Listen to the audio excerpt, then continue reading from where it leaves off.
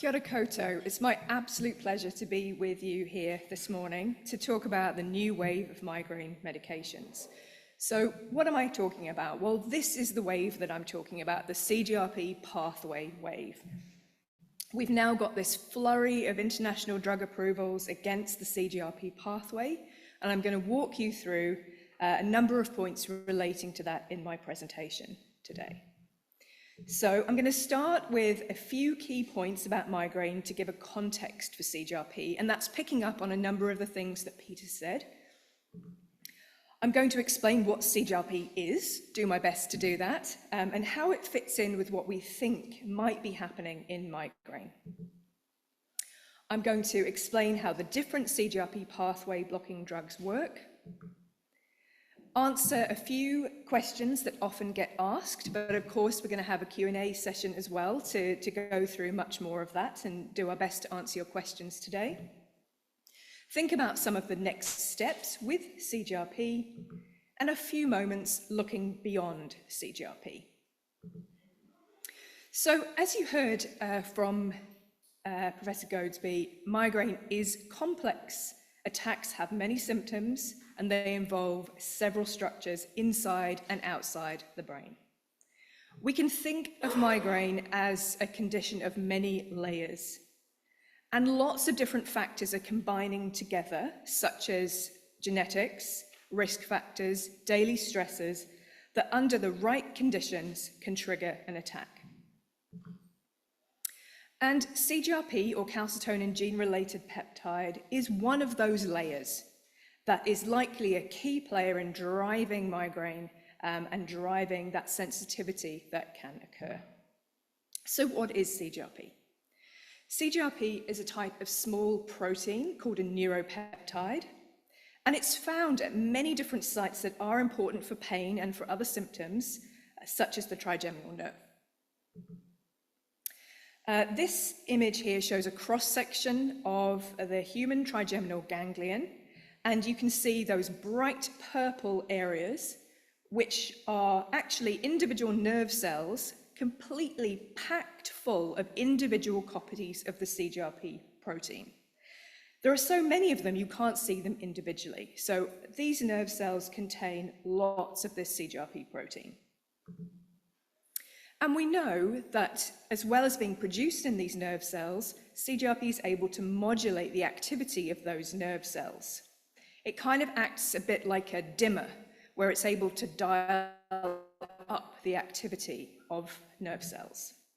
So what is happening in those pathways in the brain is that in response to a stimulus, CGRP is released from a nerve cell to act on a nearby receiving cell, dialing up the activity of that cell by producing a series of chemical messengers within the cell. And it's these mechanisms that are contributing to the sensation of pain. Cell signaling events like this are a normal part of everyday bodily functions. They're happening without us knowing all the time, and they're typically these multi-step events where proteins are passing messages on from one to another, a bit like passing a baton in a relay race. One of the key proteins that's part of that relay race is the CGRP receptor, and that is controlling how CGRP is working. So after CGRP is released from that cell, it makes contact with a matched receptor on that nearby cell to produce these signals. So that's just a different type of protein. And the analogy I'm using here is that of CGRP being a baseball, and the baseball glove, the CGRP receptor, is catching that CGRP on that receiving cell to be able to pass on those signals. And that's happening normally all the time. But what seems to be the case is that in migraine, this system is somehow overactive. We don't understand every aspect of this, but the CGRP system seems to be overactive. There is perhaps more CGRP driving sensitivity, producing more of these signals and contributing to migraine symptoms. But what does a CGRP receptor actually look like? What does a receptor actually look like? So this short video here is showing in blue there a receptor that's embedded in the membrane of the cell, and along comes CGRP, and it's able to engage with that receptor. So that's the CGRP, the baseball, being caught by that receptor, the glove. That's then able to trigger the interaction of other proteins in the cell, creating this chain of events that's ultimately controlling the activity of that nerve cell. And what we know is that the CGRP pathway blocking drugs act in different ways to dampen those signals, to normalize those signals, and turn overactive CGRP signaling into a more normal level of CGRP signaling. So how exactly do they work? So I'm going to categorize this into three different parts, firstly starting with the CGRP antibody strategy. So what I mean here are the drugs that are designed as antibodies to recognize the CGRP protein itself, and these are galcanezumab, Emgality, fremonezumab, Ajovy, and eptinezumab, Vyepti. These are given by self-injection under the skin monthly or quarterly, or intravenous injection 3 monthly in clinic, and they're used for migraine prevention. And they're used in different ways depending on exactly which the drug is, but they all work in a similar way. So essentially, they are able to specifically recognize the CGRP protein. They bind to that CGRP protein, they mop it up, acting like a sponge, meaning that that CGRP is not able to act on its receptor, reducing the number of signals that are sent. So it's stopping that CGRP from producing that signaling by binding to it. The next strategy is a small molecule antagonist strategy. So what am I referring to? I'm referring to these particular drugs here. Zavegepant, Zavpret, Atogepant, Equipta, Ubrogepant, Ubrelvy, and Rimegepant, Nurtec. So the so-called Gepant class of drugs. These are the ones that can be taken either as a tablet or an oral disintegrating tablet, or one of them is a nasal spray. And they can be used either to abort an attack when it comes on, so as an acute treatment, or they can be used for prevention, depending on the drug. And these act in this way. They act essentially like a stopper. They're able to be caught by that CGRP receptor glove in a similar way to CGRP, but they sit there, they block access of CGRP to the receptor, so they're like a stopper in the receptor, preventing CGRP from transmitting its signals. The final strategy is the receptor antibody strategy. There is only one of these drugs, and that's irenicimab or Aimovig. This is an antibody, but instead of binding to CGRP, it binds to the CGRP receptor. And it also acts like a stopper. So it's binding to that receptor in a different way, blocking access to CGRP being able to bind to that receptor. This is used as a self-injection under the skin monthly for migraine prevention. So essentially, they are all acting in some way to reduce those amount of signals that are sent by CGRP, either acting as a stopper to the receptor or acting like a sponge to mop up CGRP. And I would really, really highly recommend the Migraine Foundation website for finding out some more information about the drugs themselves. This details what's available in New Zealand, how each medicine is taken, what's the funding status of that, and we'll hear more about this later on as well. But this is a really well-crafted, evidence-informed source of information, and I highly recommend it. So I'll now move on just to a few questions, and we'll of course cover more later. But some people ask whether there is any way to predict whether an anti-CGRP medication will work for them. I cannot give you good news. Unfortunately, we're not yet in a position to have any clarity around what might be able to predict whether you will respond or not. And although there are CGRP blood tests out there in research, these are not reliable and can't be used to know whether you would be able to respond to one of these medications or not. So unfortunately, it is a bit of trial and error, and I know you will have gone through this a lot with other medications, but people are working hard on this to really see whether we might be able to predict who will respond. If you could choose out of the ones that I've talked about, which one would you try if you could try any of them? And my answer to that is really to try what you are able to access. Since we don't know who will respond and to which drug, you should try what you're able to access and what you would prefer. So, for example, if you had a choice between taking a tablet or a self-injection, some people would absolutely prefer to take a tablet because they don't like injections.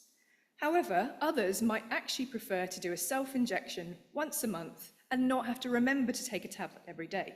So there's a lot of personal choice here, and having that conversation with your physician to work out what is the best option for you.